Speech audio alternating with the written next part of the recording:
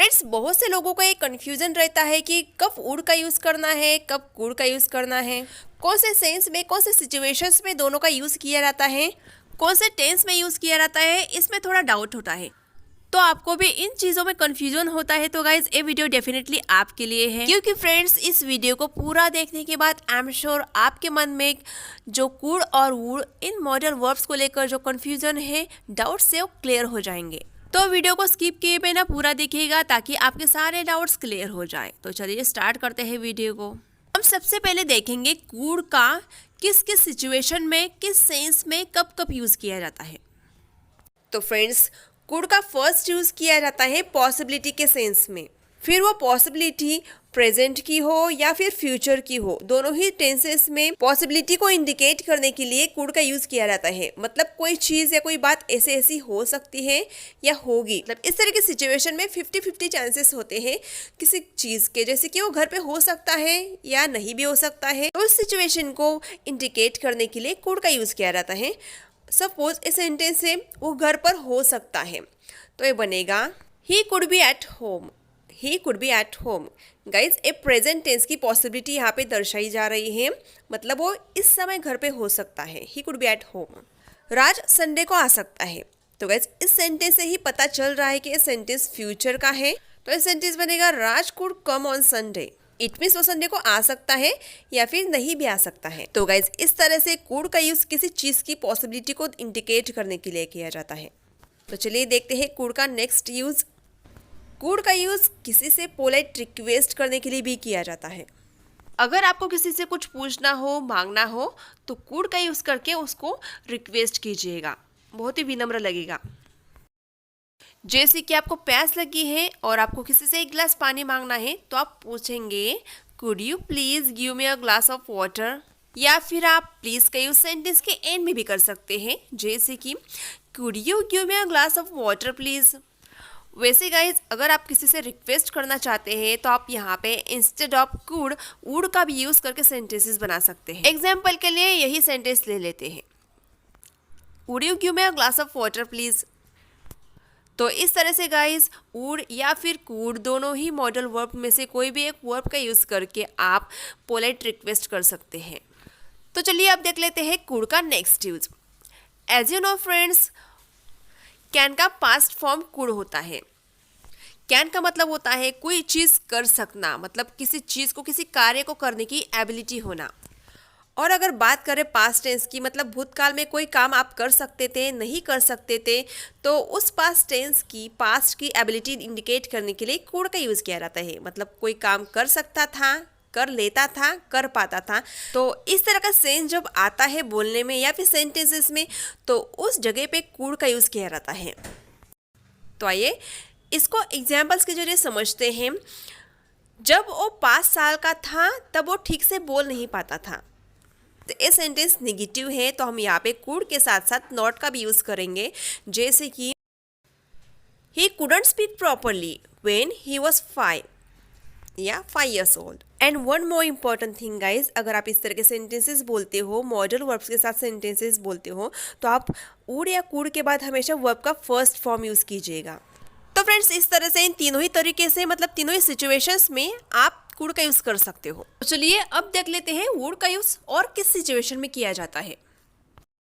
Friends, हम ऐसा बहुत बार बोलते हैं, इमेजिन करते हैं कि अगर मैं तुम्हारी जगह होता तो ऐसा करता, वैसा करता। तो इस सिचुएशन को इमेजिनरी सिचुएशन बोलते हैं। तो इमेजिनरी टाइप के सेंटेंसेस में भी वुड का यूज़ किया जाता है, जैसे कि सेंटेंस से अगर मैं तुम्हारी जगह होती तो मैं ऐसी गलती कभी नहीं करती। If I were you, I would never make such a mistake. Let's see one more example. अगर तुमने मेरी बात सुनी होती तो ऐसा नहीं होता। If you had listened to me, it wouldn't have happened. Friends, इस तरह से कंडीशनल सेंटेंसेस में भी वुड का यूज़ किया जाता है। अब देखते हैं वुड का यूज़ और किस सिचुएशन में किया जाता है। फ्रेंड्स, जैसे कि कैन का पास्ट फॉर्म कुड है, वैसे ही विल का पास्ट फॉर्म वुड है। तो गाइस, वुड का यूज पास्ट टेंस की कोई एक्शन है जो हम किया करते थे, मतलब repeated action, habitual action in the past. It means बचपन में, पास्ट में हम जो भी काम किया करते थे उस एक्शन को बताने के लिए, या फिर हमारे बचपन की स्टोरी होगी उसे बताने के लिए भी गाइस वुड का यूज़ किया जाता है। जैसे कि मैं बचपन में 4 घंटे पढ़ाई करती थी, मम्मी को घर का में मदद किया करती थी, तो इन सिचुएशंस में भी वुड का यूज़ किया जाता है। तो चलिए एग्जाम्पल्स के जरिए अच्छे से समझते हैं। फॉर एग्जाम्पल, जब मैं छोटा था तब रोज़ क्रिकेट खेला करता था। When I was little, I would play cricket every day. Guys, आप यहाँ पे instead of would use to का यूज़ करके भी इस तरह के सेंटेंसेस बोल सकते हैं। तो यूज टू का यूज़ करके सेंटेंस बनेगा When I was little, I used to play cricket every day. जब मैं कॉलेज में थी तो 5 घंटे पढ़ाई करती थी। When I was in college, I would study for 5 hours. Would का अगला यूज़ किया जाता है as I told earlier guys, polite request करने के लिए, किसी को इनवाइट करने के लिए या किसी को कुछ चीज़ ऑफर करने के लिए। तो इस तरह के सेंटेंसेस हम प्रेजेंट में और फ्यूचर के लिए भी बोलते हैं। फॉर एग्जाम्पल, अगर आपको किसी को बोलना हो कि आपको वहाँ जाने में कोई आपत्ति तो नहीं है, तो ये सेंटेंस बनेगा would you mind going there. यहाँ पर माइंड के बाद वर्ब प्लस आईएनजी मतलब जेरन का यूज़ किया जाता है। नेक्स्ट सिचुएशन इज़, अगर आपके घर कोई मेहमान आए हैं और आप उन्हें चाय या कॉफ़ी ऑफर करना चाहते हैं, तो आप उन्हें पूछ सकते हो वुड यू लाइक टी और कॉफ़ी। मीन्स आप चाय पियेंगे या coffee. Would you dance with me, क्या आप मेरे साथ डांस करेंगे। तो फ्रेंड्स, इन सेंटेंसेस में हम किसी को कुछ ऑफर दे रहे हैं, प्रपोजल दे रहे हैं। अगर आप किसी को इनवाइट करना चाहते हो डिनर पर, तो आप उन्हें पूछेंगे would you like to join us for the dinner, क्या आप हमारे यहाँ खाना खाने आएंगे। Would you like to join us for the dinner. तो गाइज, आप ऑफर्स, इन्विटेशंस, पोलाइट रिक्वेस्ट, इन तीनों ही सिचुएशंस में वुड का यूज़ बड़े आराम से कर सकते हो। और एक सिचुएशन है फ्रेंड्स जिसमें वुड का यूज़ किया जाता है। हम अक्सर ऐसे सेंटेंसेस बोलते हैं जैसे कि मुझे ऐसे लगा कि वो नहीं आएगा, मुझे पता था कि तुम ही जीतोगे। तो गाइस, इस तरह के सेंटेंसेस में जो सेंटेंस का शुरू का पार्ट होता है वो पास्ट का होता है, पर जो सेकंड पार्ट होता है वो हमें फ्यूचर में लगता है, क्योंकि सेंटेंस के एंड में गा गे गे ऐसे कीवर्ड्स आते हैं। जैसे कि सेंटेंस से मुझे ऐसा लगा कि वो नहीं आएगा। अब इसमें मुझे ऐसा लगा ये पास्ट का टेंस है। इसे इंग्लिश में ट्रांसलेट करते वक्त बोलेंगे आई थॉट ही वुडंट कम। जो सेकेंड क्लॉज है मतलब सेकेंड सेंटेंस है कि वो नहीं आएगा, इसके लिए हम ही विल नॉट कम ऐसा नहीं यूज़ करेंगे। यहाँ पे इंस्टेड ऑफ विल वुड का यूज़ किया जाता है।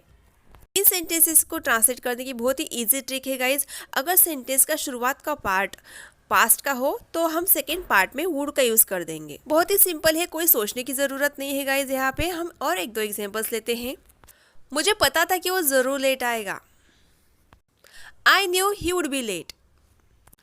मुझे यकीन था कि तुम इंग्लिश सीख जाओगे। I was sure you would learn English. तो फ्रेंड्स, इस तरह से आप बड़ी आसानी से इस तरह के सेंटेंसेस बोल सकते हो। नाउ गाइज, अब बारी है आज के सवाल की।